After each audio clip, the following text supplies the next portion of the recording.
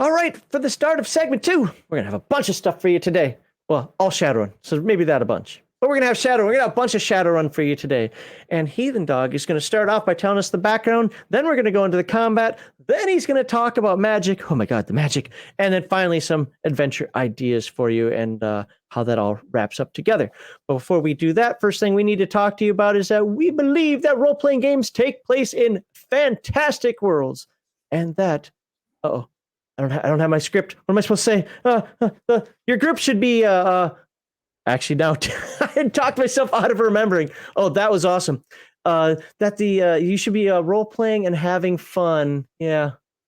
How did I do that? Seriously, how did I talk myself out of the script? I don't know. Because I had it in my head. Okay. Take a deep breath. I got this one. Okay, people, #RPGate. Use it at your table. Tell your friends. Tell your shrinks, whatever you got to do. There's 3 rules, very simple. Escapism, not representation. All right, you're playing a game to escape real life, not bring real life into a fantasy. Entertainment over activism. You're doing this supposedly to have fun, right? Activism is not inherently fun. It brings conflict of people over conflict of characters. You're playing a character, not yourself. Calm down. And organic inclusion, not forced diversity. You play with the people who will play with you. Do not let anyone make you feel less of a person because you don't have XYZ alphabet people included in your game. It's not your fault that you don't have anyone who is that kind of weird disabled or is gay or bi or whatever, who lives near you, who will physically play with you. It's not your fault that you can't find someone online to fit that box because you're not looking. Whoever answered the call answered the call. And even if somebody does fit that box and joins you, who cares? How do you even know? Yeah, they just answered the call. That's it. So do it that way. You'll have more fun. There we go. And it was the word focus. For some reason, I lost the word focus. If I had remembered that word, I would have been good to go, but I couldn't remember focus. But let's move on. We're going to move on to, hey, that isn't the charity. Where the hell's the charity? Why did our slides get all messed up over here? Okay, there we go. The charity we support is the Wounded Warrior Project, national nonpartisan organization whose mission is to honor and empower wounded warriors.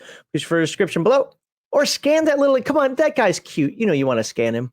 The middle of that QR code. You want to do that, right? Some people do. And join us Thursday, Saturday evenings on twitch.tv/legionofmyth to watch Heathen Dog and his team of dirty casuals play multiplayer games for your mockery and enjoyment. Thursdays is Dungeons & Dragons Online. This Saturday is nothing, but normally Saturdays is Mech Warrior 5 Mercenaries. Just real quickly, why did you decide to go back to DDO? Well, we hadn't finished. I mean, we're at, Sheris and I are at level 17. Garthon's at 15 or 16 and Marhawkman's at 15. So we haven't gotten to level 20 yet. I mean, that's where you'd stop, right? I mean, so why did you switch away from DDO?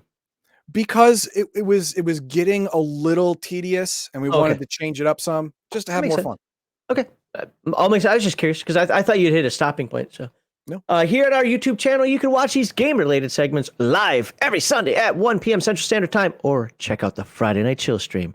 That's when things get crazy. That's when things go off the rails. That's when people feel ways about things about us, where our panel of guests opine, comment, and editorialize on the TTRPG hobby as a whole. And Heathen Dog wants to because he's got slides, but he's not lecturing, baby. No, I'm derailing him. Son of a bitch. And subscribe for Heathen Dog being derailed. All right. Well, this first part isn't going to have slides. Hello, everyone. And we're going to talk about the background. Did you put up the thing? What thing? The background? That one? Yeah. Okay, cool. That was up before. Yeah, it started everything. Cool. Question for you, real quick, before you dive in. A question for you. What? Did you play more first or second edition? First. Really? Okay, so we played more second. Okay. The background's the same, so it's going to be fine. How the Shadowrun world differs from ours and what happened in the trek toward magic and technology existing at the same time, and the trials and tribulations of that. So let's get on to it. I mean, the cool thing is the very first thing in this book is a giant map of Seattle. Oh God. You know, that didn't used to trigger me. Now, I used the word trigger. Damn it, that's triggering me. Yeah, you screwed up. You screwed up bad. It gives you a legend, everything on the map. You can where do you live, where do you don't live, where the bad guys are. It's a good deal. It's a good deal. Mhm. And it's a simplistic map. It's not overly complicated. You don't need that stuff. You just need to know. And you know what? You don't have to live in Seattle to understand it, because you can make your own stuff up. Exactly. All right. So we start here on page 12.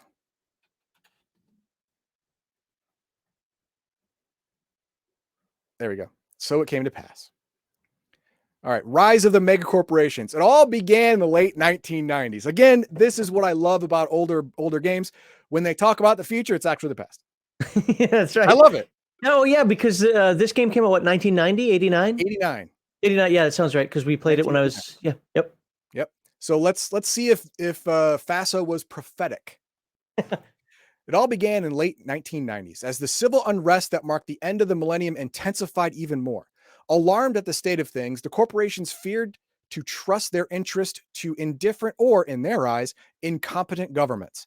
Beginning with their holdings in the third world countries, they armed their security personnel with the finest available equipment and hired professional mercenaries on both long and short-term contracts. Okay, so far this is a little 10 years ahead, because it was in the mid to late 2000s is when corporations started getting their own civilian contractors. So that's it. In 1999, food riots in New York City created the flashpoint. Angered and frightened by a 3-month trucker strike that had stopped Canada. There you go, Canada. That stopped the flow of fresh foods into New York. The people took to the streets. Hundreds were killed and thousands were injured as the violence spread through the city.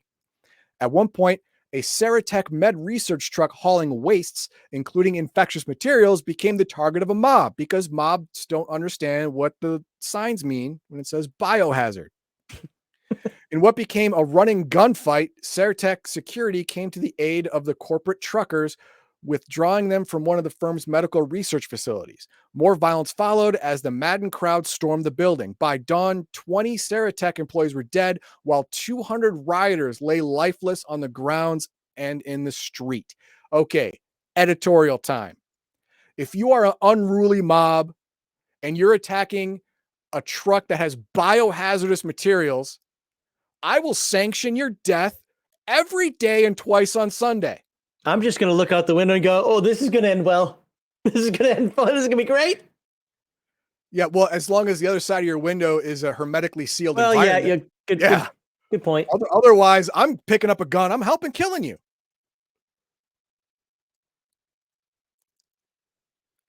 All right. In the misguided attempt to crush the growing corporate armies, the city and then the state and federal governments charged Ceratec with criminal negligence. That's not going to fly. Ceratec asserted that by defending its truck from the mob, it prevented the potentially lethal cargo from affecting the population at large.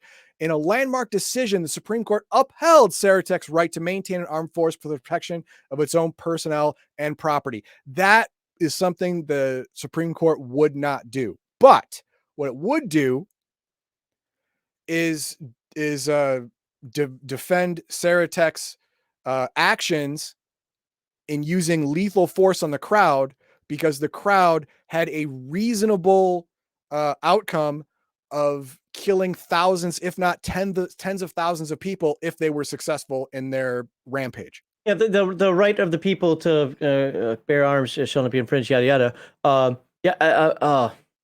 That's interesting, because people today say that, well, this company has its own security force. Yeah, but those security forces are somewhat limited. They're not free-form militaries that can just drive around wherever they want, do what they want, start policing here, there, and everywhere.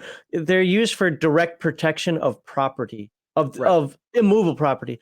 Armored trucks might be a little different in that regard, but even they're under a bunch of scrutiny and rules. So I agree with Heathen Dog on that one about the Supreme Court side. The caveat being, as everybody should know about me, everybody should be armed.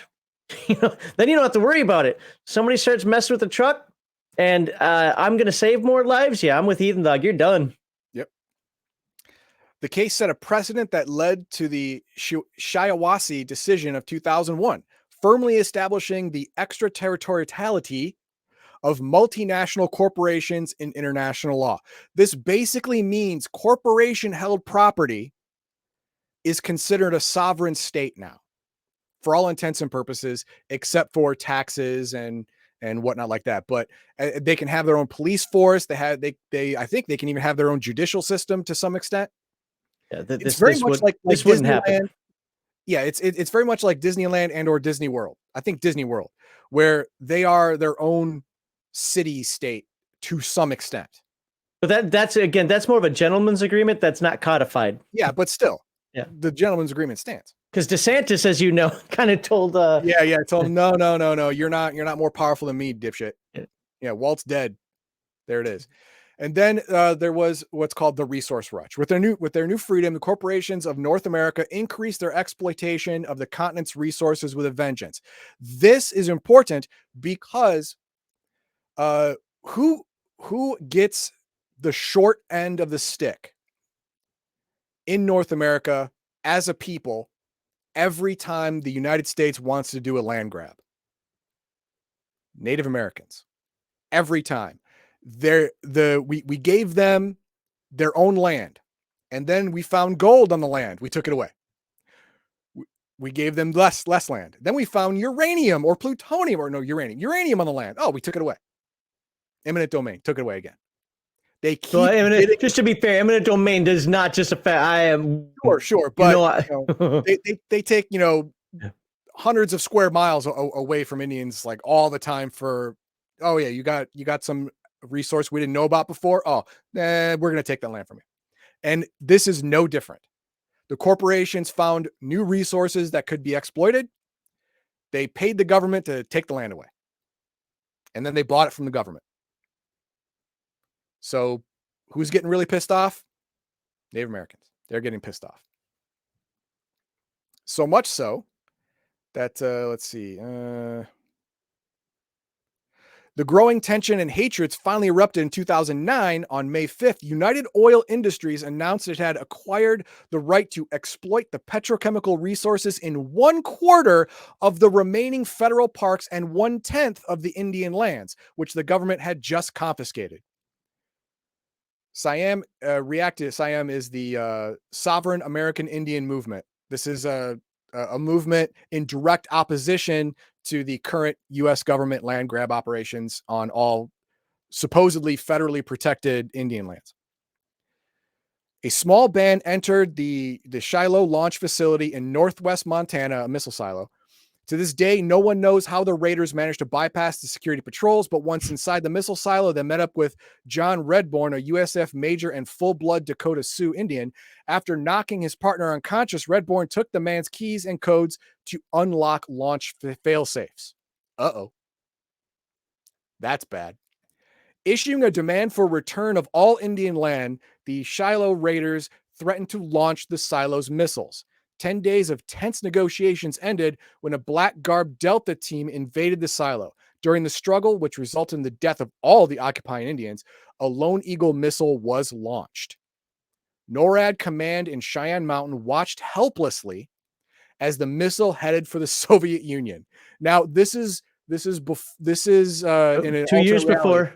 Yeah, we actually have all of our missiles default pointed away from people. They're now default pointed to an ocean. But in this history, it is not. Yeah, and this is 2 years before the fall of the Soviet Union. Right. No, wait, this is 2009. Well, no, I'm talking the game was written. Oh, yeah, the game was written before the fall of Soviet. Yeah. All their auto-destruct signals went unheeded, and the military had no interceptors in position to down the bird because you couldn't. At this, you couldn't do it. It's not possible. And the auto-destructs don't work because they had 10 days to disable them. 10 days of negotiation was actually stalling.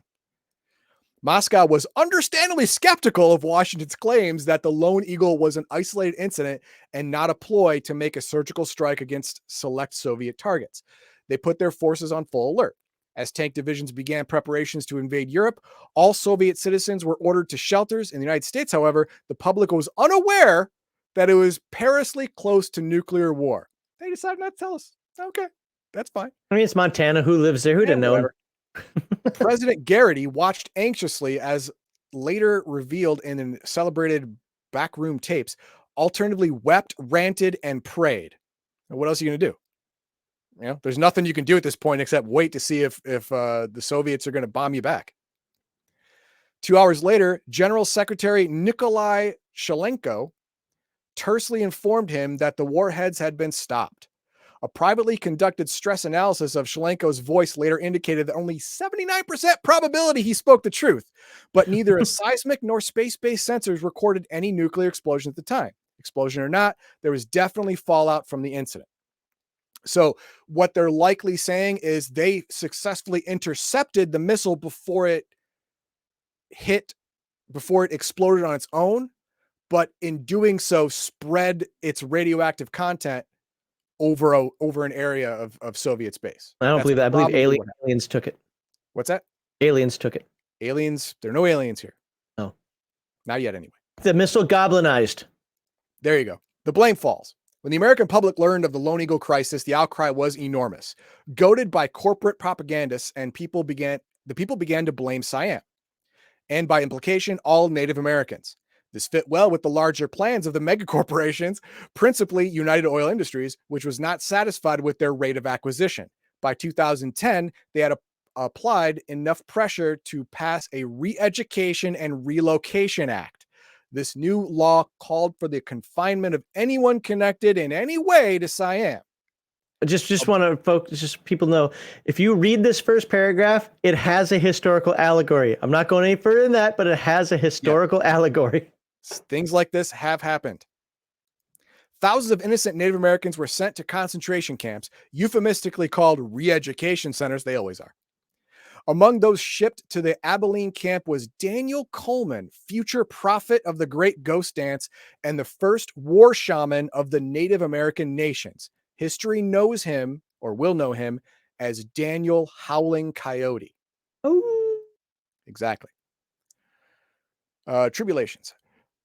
Here we go. Vitus. There you go. Virally induced toxic allergy syndrome broke out first in New Delhi, but within weeks, cases were being reported all over the globe.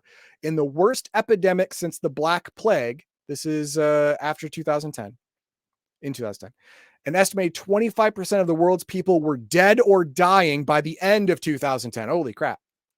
Most fatalities were in outlying areas where medical care was unavailable or in high population centers where the supplies of medicines and interim vaccines were insufficient. China, India, and many African nations and many densely populated third world cities suffered disproportionately because their medical delivery systems sucked or they didn't care. In the case of China, they most likely just didn't care. India, we need room anyway. Yeah. Tragic as the Vitus plague was, it was the only beginning of unprecedented chaos, beginning with the violent dissolution of the Mexican government in January 2011, which is probably still going to happen because Mexico's been on fire for a couple decades now. Well, since 1848, when we decided to leave it, you can have it back. Yeah. But all of the cartels and the government have been in a power struggle for so long that I'm surprised it still exists. More governments fell than any other 5-year span in history. Famine stopped. Well, after 25% of the world died, yeah, some governments are going to bite it. That's the way it is. Adding to the already lengthy rolls of the dead, massive civilian protests led to raids on European nuclear power plants, 3 of which suffered meltdowns. See, again, mobs. What are you going to do? Kill them. Well, one of the things that's funny about that is in 1989, I'm not a nuclear engineer, so I can't answer the exact year when this would have been right or wrong. But around this time, there was still a fear of nuclear power because, 7 Mile Island and so forth, right? Yep. If this were actually the mid-2000s, no. You know how nuclear reactors don't melt down like that anymore. They have too many safety protocols in place. There are too many things that, again, nuclear reactors built in the 60s, 70s, yes. Nuclear reactors built in the 2000s, no. Or even the 80s and 90s. Probably. I just can't speak to that. Yeah, but, even the older reactors, they've been updated to the point where they have proper safety protocols. Okay. That you can leave them alone and just not man them. They'll shut themselves down rather than meltdown. They'll just shut down. Okay. European nuclear power plants, 3 of which suffered meltdowns. Radiation fallout was extensive and damaging. No kidding. On the heels of the Vitus came the frightening phenomenon later named unexplained genetic expression, or UGE. All over the world, mutant and changeling children were being born to normal, quote, normal parents. Newsweek dubbed these UGE children elves, and it seemed that the horsemen of the apocalypse had finally arrived. This year had become known as the Year of Chaos. That's weird because I don't remember that part. I remember goblinization. I didn't remember that births were happening. Goblinization happened when the trolls and the orcs came. The elves came first. Yeah, but I thought everything happened in puberty. I didn't know that. That's just the way I remembered it. Is that everything happened in puberty, not at birth? Okay. No, there are 2 ways: born that way, or puberty enacts it. As miracles and calamities were reported from every nation, religions rose and died. Prophets appeared, proclaiming the end of the world. Well, I wouldn't blame them. On one of these emerged from the despair of a concentration camp on December 24th, at the same moment that hundreds of Japanese witnessed the first appearance of the great dragon Rumio. How do you pronounce that? Ryumyo. Ryumyo. I'm going to call him Ryu. Okay. As they sped past Mount Fuji on a bullet train, the prophet of the great ghost dance, Daniel Howling Coyote, led his followers out of the Abilene Re-Education Center. Well, how do you do that? Let them out? What? Well, we'll get there. Don't worry. The 6th world.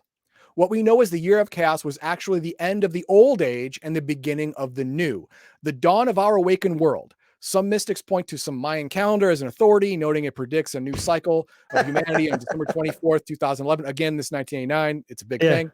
They also say that the appearance of the dragon Ryu is the signpost marking what the Mayans called the 6th world. Had they done better research, these dreamers would have discovered that the Mayans also predicted a world-destroying calamity that would herald the birth of a new, improved race of humans. Where were these things? Yeah. It is true that we face trials, disasters, and great change, but we do not have a new world. It's still good old Mother Earth, right? Nope. Not really. We get a better model of the change by looking at the historical shift from BC to AD. No one at the time knew it had happened. Only hindsight reveals it. Well, yeah, because Christ wasn't that important to the world. He was just another baby of adultery. Yeah. Yeah, that's adultery. Wow. Well, chat's about to get triggered. Oh, well, whatever, because that's what an outside observer at the time would say. All right, the dance. Here's how he walked out of Abilene. For years after Daniel Coleman led his cadre of believers out from Abilene Rec Compound, he dropped from public view. Knowledge of his activities during that period is minimal, but he was most certainly proselytizing. I can never say that word. Where are you in there? Proselytizing. Nope, can't do it. Among Native Americans. Okay, I see the word proselytizing. Okay. Proselytizing, there you go. Those still free, and as well as those incarcerated in camps, heard his word. This inspired Native Americans to resist the tyranny of their existence. Many more escaped the camps, eluding the federal authorities. Okay, here's what happened. Here's an eyewitness account of what happened when Daniel and the other American Indians walked out of Abilene. Before he reads that, I just want to remind folks, we're going through the background of Shadowrun, a game probably written in 87, 88, but came out in 89 for a future that is now our past. So he's covering the background as to, what leads us to, the next videos, which is combat, magic, and, adventure ideas. The awakening. It was uncanny. They just ignored us, but it was more like they had never heard a word we said. I thought it might have been the thunder that was drowning out the loudspeaker, but my boss didn't agree. He decided to make good his threat to fire if they didn't stop. I was scared though, what with the spooky way them engines was acting. Come on. When the others started firing, I did too, but the engines just kept walking. And that Coleman fella was kind of like glowing. I know the scientists say it was just a trick of the light, but some kind of reflection from the lightning, I guess. I still swear I hit him clean 2-3 times, but he just kept walking. When they got to the gate, which had come blown open in the wind, they just waltzed right out. We didn't go after him that night because of the storm. The next morning, we couldn't find a trace. It was weird. Yeah, it was really weird. All right. In 2014, Daniel Coleman stepped out from the shadows. He called himself Howling Coyote and declared that he was a shaman of the ghost dance. Backed by an elite core of fanatics, he announced the formation of the Native American nations, a coalition of tribes. They laid claim to all of North America and demanded the immediate withdrawal of all persons of European, African, and Asian ancestry. Well, he hit the big three. Win the war next time. Well, guess what? They're about to. Oh, okay. Of course, the media tried to make a laughing stock of him, but the jokes stopped when Howling Coyote and his ghost dancers demonstrated their power. Also in 2014, Redondo Peak erupted, burying Los Alamos, New Mexico under a cloud of ash. Howling Coyote appeared in a vidcast from a nearby Zuni reservation. He claimed credit for invoking our Mother Earth and those who forsook her. Surviving documentation indicates the U.S. government did not take the claim seriously. I wouldn't either, right? He's trying to take credit for a natural disaster. Yeah. Right. Well, so they decided. But we didn't to send understand shamanism and ritual magic at that point. At this point, we don't get it. We're about to. Don't worry. The guerrilla war went on with great embarrassment of the federal and corporate forces who seemed unable to see or touch their prey. While frustration mounted in the government, it became harder to enforce new blackouts and official denials were increasingly thin. Finally, someone leaked the whole story and it rocked the government with President Jesse Garrity forced to take the heat. Now they have to do the Indian question.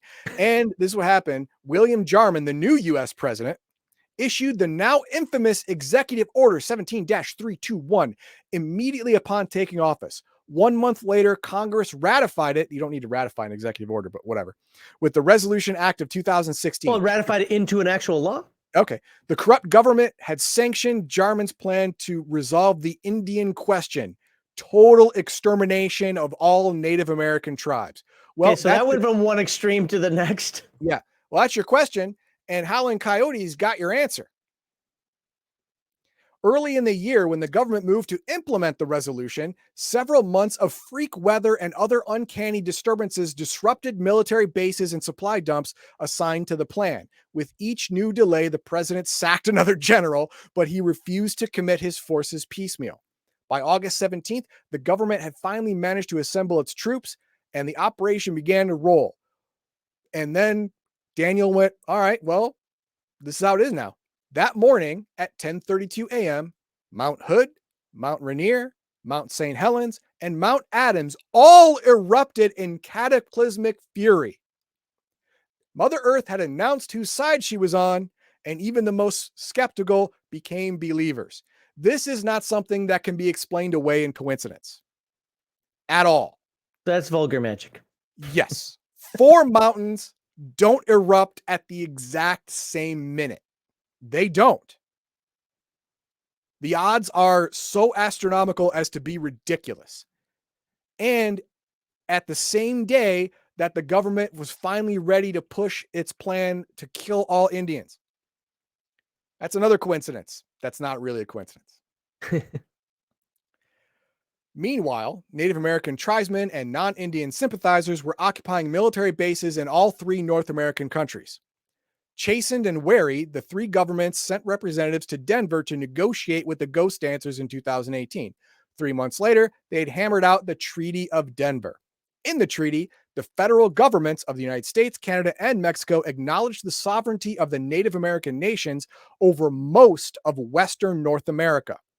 The document outlined a 10-year population adjustment plan that would relocate all non-Indians off lands belonging to the Native American nations. Provisions included the establishment of reservations for non-tribal peoples and corporations, the maintenance of certain cities, such as Seattle, and extraterritorial extensions of the... Okay, long story short, like 75% of the North American continent now belongs to the Indians.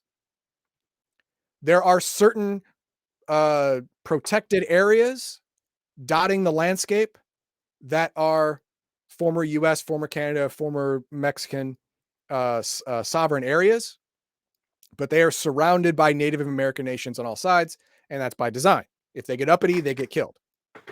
So for folks, they won't be able to see because I'm not going to make it bigger, but there it is. What page is it? Oh, well, no, this isn't the main book. Oh. There. these pages are old. I don't want to rip the book apart, so it's kind of a map of the U.S. Can you see the different color sections there? I don't know where it is on screen. See the little dots? That's funny. What's that? Well, the dots are like the city, but yeah. All that green area, I think, is the Nan. Well, yeah, I mean, it says it on here. What's most of it? That's funny. So Seattle. So here's a question. According to this, island, basically. Yeah. Okay. So Seattle is an island. So Portland looks like it's an island too. But that's the Elflands. I remember that. Yeah, the entire Western United States is. And Canada and not a lot, but a significant portion of Mexico. Because part of me didn't remember that. I was like, no, there are lots of corporate, shenanigans going on, but no, Seattle is isolated according to that. Yep. All right, now we're going to get into goblinization. On April 30th, 2020, a totally inexplicable phenomenon began. All over the world, 1 out of every 10 men, women, and not children, just men and women, suddenly metamorphosed into hideous humanoid shapes. For some, the process was short and mild. Others spent days or weeks in the hospital. Some recovered, while others died screaming in agony. In those horrible weeks, 2 new races of men were emerging like strange spring flowers under the awakened sun. Goblinization was the name the media gave to this seemingly catastrophic process, which was but another threshold point in the reemergence of magic. Researchers had their own names for it, mostly polysyllabic mouthfuls, string constants standing for strings of seemingly unconnected words. Whatever the name, the result was the same. No race or ethnic group was spared, as 10% of the world population across the board became what were soon dubbed orcs and trolls, projecting dark dreams of goblins into the unsightly physical modifications of the victims. And we're going to show you what they look like in a minute. You're not going to like it. Most of these unfortunates were traumatized by the experience. No kidding. And if they were not, their loved ones were. I want to know why Scrang, Obsidian, and Windlings didn't happen. Not enough magic yet. That's coming. Some accepted the media's name for them as licensed to act like ghouls and goblins of legend, making incidents of violence common. I would too. You know what? It's human nature to distrust everything that's different. And if suddenly your neighbor Carl turns into an orc. Damn it, Carl. I know. Turns into an orc right under your nose. Carl's no longer Carl. Carl's an orc. Carl, I haven't seen you in a week. Yeah, I wasn't feeling well. You look a little different. Look a little different. Yeah, now you're 7.5 feet tall, covered in garbage. Had it ended there, surely the psychological wounds would have healed in time. But some, again, quote, normal children changed as they grew older, joining the ranks of the so-called orcs and trolls. Oh my God, now we don't know. These either grouped with their kind or mated with the great-hearted souls who could see past their physical shells. The offspring of such unions were sometimes normal, sometimes not. Not all the, quote, normal children remained that way, however. Many suddenly underwent goblinization at puberty, and the trauma and its associated maladjustments cycled throughout the community. So this is a hit that keeps on coming. You have no idea if your kid is going to stay human until puberty. And that's worse. You think puberty's bad? Puberty sucked, right? For everybody. It was not fun. Your body's changing. Your feelings are changing. Everything's harder to control. You got weird hair everywhere now. It's mass hysteria in your brain, right?